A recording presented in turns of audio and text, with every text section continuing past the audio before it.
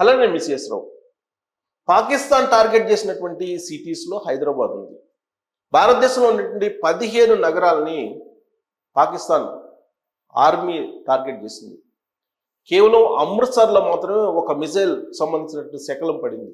మిగిలినటువంటి నగరాలను టార్గెట్ చేసినప్పటికీ కూడా భారత ఆర్మీ పాకిస్తాన్ మిజైల్స్ని మధ్యలోనే ధ్వంసం చేసేసింది. దాంతో సేఫ్ సైడ్గా హైదరాబాద్ బయటపడింది.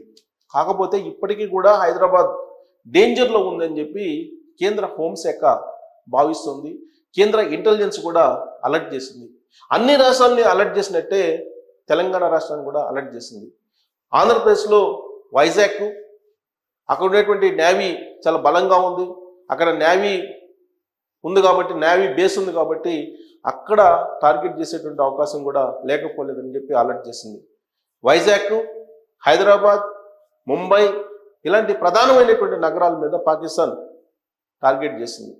దాంట్లో హైదరాబాదు టార్గెట్లో ఉంది అనేది కేంద్ర ప్రభుత్వం ఇచ్చినటువంటి సంకేతాలు రాష్ట్ర ప్రభుత్వానికి, అన్ని రాష్ట్రాలకు ఇచ్చినట్టే తెలంగాణకు కూడా ఇచ్చింది. కాకపోతే తెలంగాణలో తెలంగాణ రాష్ట్ర రాజధాని హైదరాబాద్ చాలా డేంజర్ జోన్లో ఉంది అనేది కేంద్ర ప్రభుత్వం, కేంద్ర ఇంటెలిజెన్స్ వద్ద ఉన్నటువంటి సమాచారంగా చెప్తూ ఉన్నారు ఢిల్లీ వర్గాలు. కారణం రోహింగ్యాలు ఉన్నారు, పాకిస్తాన్ నుంచి వచ్చి షెల్టర్ తీసుకుంటున్నటువంటి వాళ్ళు ఉన్నారు అనేటువంటి ఇన్ఫర్మేషన్ కూడా ఉంది. అనేక మంది రోహింగ్యాలు పాత బస్తీలో ఉన్నారని చెప్పి చాలా కాలంగా వినిపిస్తూ ఉంది. పాకిస్తాన్ నుంచి వచ్చినటువంటి వాళ్ళని మళ్ళా తిరిగి పంపించేయాలని చెప్పి ఆల్రెడీ కేంద్ర ప్రభుత్వం రాష్ట్ర ప్రభుత్వాలకి తెలియజేసింది. ఆయా రాష్ట్ర ప్రభుత్వాలు ఏరి మరీ పంపించారు. కానీ తెలంగాణ రాష్ట్ర ప్రభుత్వం మాత్రం పాత బస్తీలో ఉండేటువంటి రోహింగ్యాలను గుర్తించలేకపోయింది. వాళ్ళు స్లీపర్ సెల్స్గా పనిచేస్తున్నారు అనేటువంటి ఒక ఇన్ఫర్మేషన్ ఇంటెలిజెన్స్ వద్దకు చేరింది అనేది కూడా తెలుస్తుంది. ఉగ్ర మూలాలు, ఉగ్రవాదానికి సంబంధించినటువంటి అంశాలు హైదరాబాద్ తోటి టచ్ అవుతూ ఉంటాయి. భారతదేశంలో ఎక్కడ ఉగ్రవాద దాడి జరిగినా దాని మూలాలు హైదరాబాద్లో, హైదరాబాద్ పాత బస్తీలో టచ్ అవుతూ ఉంటాయి. ఇది అనేక సందర్భాల్లో బయటపడినటువంటి అంశం.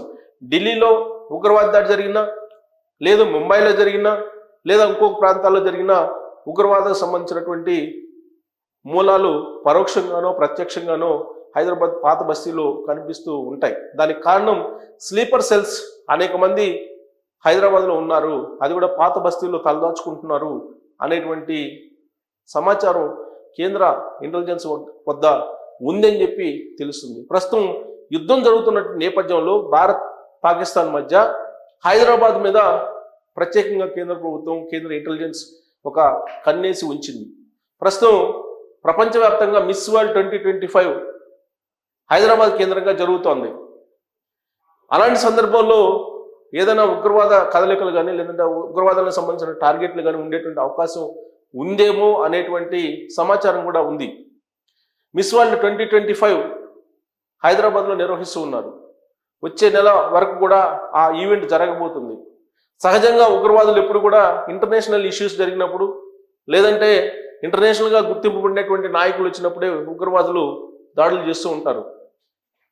ఉదాహరణకి అమెరికా ఉపాధ్యక్షుడు జేడి వాన్స్ ఇండియాలో పర్యటిస్తున్నటువంటి రోజునే పెహల్గాం ఉగ్రవాద దాడి జరిగింది. సో అలాగే ఇప్పుడు హైదరాబాద్లో ఇంటర్నేషనల్గా ఉండేటువంటి మిస్ వరల్డ్ 2025 ఈవెంట్ జరుగుతోంది. దీన్ని ప్రతిష్టాత్మకంగా తీసుకుంది రాష్ట్ర ప్రభుత్వం. కాకపోతే స్లీపర్ సెల్స్ ఎవరైతే ఉన్నారో స్లీపర్ సెల్స్ వాళ్ళని పట్టుకోవడంలో, వాళ్ళని గుర్తించడంలో రాష్ట్ర ప్రభుత్వం సీరియస్గా తీసుకోవాలని చెప్పి కేంద్ర ప్రభుత్వం చెప్తోంది. వాస్తవంగా తెలంగాణ ముఖ్యమంత్రి రేవంత్ రెడ్డి గారు పెహల్గాం ఉగ్రదాడిని ఖండించారు. అలాగే ఇప్పుడు పాకిస్తాన్ మీద చేస్తున్నటువంటి యుద్ధానికి మద్దతు పలికారు. భారత ప్రభుత్వం ఏ నిర్ణయం తీసుకున్నా కానీ దానితోటే నడుస్తామని చెప్పి కాంగ్రెస్ పార్టీ అధిష్టానం చెప్పింది. అలాగే తెలంగాణ ముఖ్యమంత్రి రేవంత్ రెడ్డి గారు కూడా చెప్తూ ఉన్నారు.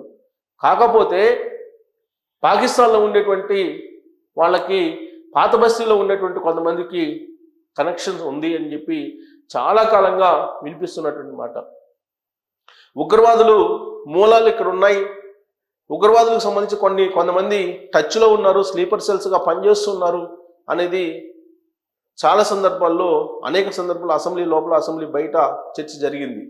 పైగా రోహింగ్యాలు, హైదరాబాద్ని బేస్ చేసుకుని రోహింగ్యాలు ఎక్కువ మంది ఉన్నారు. రోహింగ్యాలు ఇక్కడే తిష్ట వేస్తున్నారు. పాత బస్తీలోకి వెళ్ళి అక్కడ కార్డన్ చర్చ్ చేసేటువంటి పరిస్థితి లేదు పోలీసులకి. పోనీ అక్కడికి వెళ్ళి ఐడి కార్డులు తీసుకుని చెక్ చేసేటువంటి ధైర్యం కూడా చేయలేరు ఇప్పుడు ఉండేటువంటి పోలీసు కానీ లేదా ప్రభుత్వం కానీ. అక్కడ ఏం జరుగుతుందో కూడా నిఘా వేయలేనటువంటి పరిస్థితి. కాకపోతే ముస్లిం సమాజానికి ఒక బలమైనటువంటి నాయకుడిగా అసదుద్దీన్ ఉన్నారు. ఆయన మాత్రం ఈసారి భారత్ మీద జరిగినటువంటి ఉగ్రదాడిని ఖండిస్తూ ఉన్నారు, పెహల్గాం దాడిని ఖండిస్తూ ఉన్నారు. పాకిస్తాన్కి సంబంధించినటువంటి చర్యను కూడా తప్పుపడుతూ ఉన్నారు. పాకిస్తాన్ ఏదైతే యుద్ధం చేస్తుందో ఆ యుద్ధాన్ని కూడా ఆయన తప్పుపడుతూ ఉన్నారు. మరొక వైపు పాత బస్తీలో రోహింగ్యాలు, తర్వాత కొన్ని పాకిస్తాన్కి సంబంధించిన స్లీపర్ సెల్స్ ఉన్నాయని చెప్పి వినిపిస్తున్నప్పటికి కూడా అలాంటి పరిస్థితుల్లో ఆయన మాత్రం భారతదేశానికి మద్దతు పలుకుతున్నారు. గతంలో ఎప్పుడు ఈ స్థాయిలో మద్దతు పలకలేదు అసదుద్దీన్ ఓవైసీ. 15 నిమిషాలు టైం ఇస్తే హిందువుల్ని ఏం చేస్తాము చూడండి అని చెప్పి ఆయన సంచలనమైనటువంటి వివాదాస్పదమైనటువంటి కామెంట్స్ చేసినటువంటి రోజులు ఉన్నాయి హిందువుల మీద.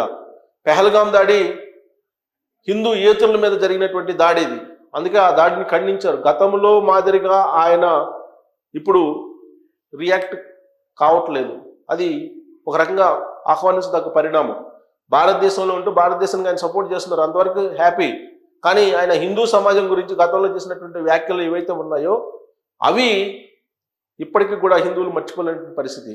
కాకపోతే ఇప్పుడు వ్యూహాత్మకంగా ముస్లింలు అభద్రతా భావంలో ఉన్నారు కాబట్టి ఆయన మనసు మార్చుకొని పాకిస్తాన్కి లేదంటే ఉగ్రవాద దాడికి వ్యతిరేకంగా మాట్లాడుతున్నారా, నిజంగానే ఆయనకి దేశభక్తి పెరిగిందా అనేటువంటి సందేహం కూడా లేకపోలేదు. మరి ఒకవేళ ఆయన నిజంగా చిత్తశుద్ధితోటి ఈ మొత్తం వ్యాఖ్యలు చేస్తూ ఉంటే కనుక రోహింగ్యాలు అనేక మంది అక్కడ ఉన్నారనేది కేంద్ర ఇంటెలిజెన్స్ యొక్క ఇన్ఫర్మేషన్. అలాగే స్లీపర్ సెల్స్ చాలా చురుగ్గా పనిచేస్తున్నాయి అనేది కూడా వినిపిస్తుంది. పాకిస్తాన్ టార్గెట్ చేసినటువంటి సిటీస్లో హైదరాబాద్ కూడా ఉంది. మరి హైదరాబాదు పాకిస్తాన్ టార్గెట్లో ఉంది, కాకపోతే జస్ట్ మిస్ అయింది. మిజైల్స్ మొత్తం మధ్యలో భారత ఆర్మీ కూల్చేసింది కాబట్టి సరిపోయింది, సేఫ్ సైడ్ బయటపడ్డాం అనేటువంటి ఒపీనియన్ వ్యక్తం అవుతుంది. సో కేంద్ర ప్రభుత్వం నుంచి ఎప్పటికప్పుడు అటు ఆంధ్రప్రదేశ్ ముఖ్యమంత్రి చంద్రబాబు నాయుడు గారు కానీ లేదంటే తెలంగాణ ముఖ్యమంత్రి రేవంత్ రెడ్డి గారు కానీ ఎప్పటికప్పుడు అప్రమత్తతో కూడినటువంటి సంకేతాలు, సందేశాలు ఇస్తూ ఉన్నారు. రెండు రాష్ట్ర ప్రభుత్వాలు కూడా భారత్ చేస్తున్నటువంటి యుద్ధాన్ని, భారత ఆర్మీ చేస్తున్నటువంటి యుద్ధాన్ని పూర్తి స్థాయిలో సపోర్ట్ చేస్తూ ఉన్నారు. కాకపోతే హైదరాబాద్ విభిన్నమైనటువంటి సిటీ. ఇక్కడ అనేక మంది వస్తూ ఉంటారు, అన్ని రాష్ట్రాలకు సంబంధించినటువంటి వాళ్ళు ఉన్నారు. వాళ్ళల్లో బెంగాల్ నుంచి వచ్చినటువంటి వాళ్ళు ఉన్నారు, పాకిస్తాన్ నుంచి వచ్చినటువంటి వాళ్ళు ఉన్నారు, బంగ్లాదేశ్ నుంచి వచ్చినటువంటి వాళ్ళు ఉన్నారు. ఇలాంటి వాళ్ళని ఐడెంటిఫై చేయాల్సినటువంటి పరిస్థితి ఉంది. కాకపోతే మిగతా రాష్ట్రాల కంటే కూడా తెలంగాణలో ఈ రోహింగ్యాలను కానీ లేదంటే పాకిస్తాన్ నుంచి వచ్చినటువంటి వాళ్ళని ఏరివేసేటువంటి కార్యక్రమం చురుగ్గా జరగట్లేదు అనేటువంటి అభిప్రాయం కేంద్ర ప్రభుత్వం వద్ద ఉంది. కేంద్ర ఇంటెలిజెన్స్ వద్ద కూడా అలాంటి సమాచారం కూడా ఉంది. కాకపోతే ముఖ్యమంత్రి హోదాలో రేవంత్ రెడ్డి గారు మాత్రం చిత్తశుద్ధితోటి భారత ఆర్మీ చేస్తున్నటువంటి యుద్ధాన్ని సపోర్ట్ చేస్తూ ఉన్నారు. అలాగే తెలంగాణ రాష్ట్రంలో స్లీపర్ సెల్స్ ఉన్నా లేదంటే రోహింగ్యాలు ఉన్నా లేదంటే పాకిస్తాన్కి సంబంధించిన సానుభూతి పనులు ఉన్నా ఏరివేసే కార్యక్రమం చెయ్యాలని ఆయన ఆదేశిస్తూ ఉన్నారు. అలాగే భారత ఆర్మీ చేస్తున్నటువంటి యుద్ధానికి సంఘీభావంగా మద్దతు పలుకుతూ ఒక పెద్ద ర్యాలీ కూడా నిర్వహించారు రేవంత్ రెడ్డి గారు. మరి హైదరాబాద్లో స్లీపర్ సెల్స్ ఉన్నాయా, ఉంటే వాటి మీద ఈ ప్రభుత్వం ఎందుకు చర్యలు తీసుకోలేకపోతుంది కఠినంగా? రోహింగ్యాలు ఉన్నారని చెప్పి చెప్తూ ఉంది బీజేపీ. అలాగే పాకిస్తాన్ నుంచి వచ్చినటువంటి వాళ్ళు, పాకిస్తాన్ మూలాలు ఉన్నటువంటి వాళ్ళు, పాకిస్తాన్తో టచ్లో ఉన్నటువంటి వాళ్ళు ఉన్నారని చెప్పి బీజేపీ పదే ఆరోపణలు చేస్తూ ఉంది. దానికి సంబంధించి కఠినమైనటువంటి నిర్ణయాలు లేదంటే నిఘా వ్యవస్థను పెంచాల్సినటువంటి అవసరం అయితే ఉంది. మరి ఆ దిశగా ఈ ప్రభుత్వం వెళ్తుందా లేదా అనే దాని మీద మీరు కామెంట్ చేయొచ్చు. Thank you.